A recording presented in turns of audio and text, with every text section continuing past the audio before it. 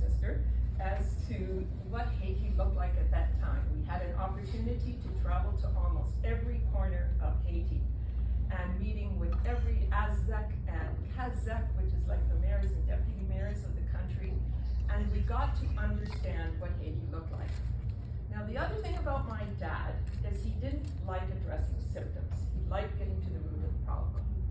And what he believed was, this isn't going to solve any of Haiti's problems. A country that cannot feed itself will always be poor. And he believed, as was mentioned earlier, that Haiti's salvation had to do with people who had their hands in the soil. And so he felt that we have to create a business model, we have to create something where Haitians are at the center of their own development. He believed that true development must be in the hands of the people. It must be envisioned by the people, owned by the people, and managed by the people. This is no easy thing in Haiti whatsoever. And as was mentioned, I said I would agree that I would come on board in 1999.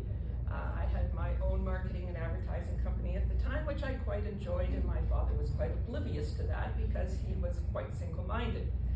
And so I said, okay, I will take this on for 3 years. I'm in, I'm out. And as was mentioned, that is now 24 years ago this month, so I'm still hanging around.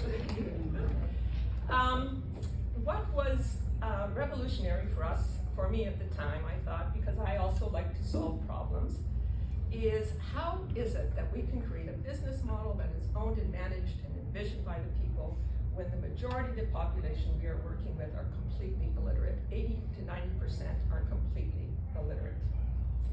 And so we introduced a rather revolutionary and innovative adult literacy component in Creole of 4 levels that address some of the very, very difficult issues that Haiti encounters. We call a lot of them psychosocial obstacles. Some of them we name are like this deeply embedded thing called fear and mistrust. That is deep, deep, deep within the Haitian mentality. It's very generational because Haiti, there are really no Aboriginal Haitians anymore. They are all generations of slaves. Now, I learned a thing or two in those years that I kept hanging on. And one of the most important things I believed I learned is that there is no such thing as child poverty. It's adult poverty. Children are not poor. Their parents are poor. Children are not economic drivers. When you have a situation like you do now where schools are closed and children are now being sent back home, they can't be in their schools, what do you have? You have children who are now dependent on twice daily feeding programs, going home to parents who cannot reinforce any of their schooling. What have we done? It's easy to focus on children. I do understand that Kiwanis, that is our thing as members of Kiwanis clubs. But in Haiti, I am imploring people to say, if we are going to invest in children, we have to invest in their parents.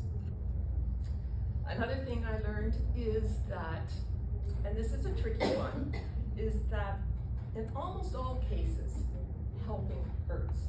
And I'm not talking about walking, a lady, older lady like myself across the street. I am talking about when you look at people and you respond to them for what they are not and what they do not have, you are diminishing them as human beings. Haitians have become very, very sensitive to that because poverty has become their commodity. Thousands and thousands of missions exist in Haiti because they view Haitians as poor and needy, and we are blessed and they are not. That creates the greatest disparity of the one thing that Haitians value, which is relationship. So if you don't have, a horizontal relationship of mutual respect and understanding, you will achieve nothing. Another thing I learned is that peace and productivity are inextricably linked. I am the oldest of, I was going to say Russian Mennonite parentage because that is how our parents and grandparents came from the Ukraine. But here, over time, we have been called Russian Mennonites, and I don't stands for, but so we come from centuries of Anabaptist Mennonite heritage, Ruth and I. And as the oldest of a Russian Mennonite parentage, we're quite fond of saying we essentially have no childhood. We're born to be productive and useful, and we are born to embrace peace.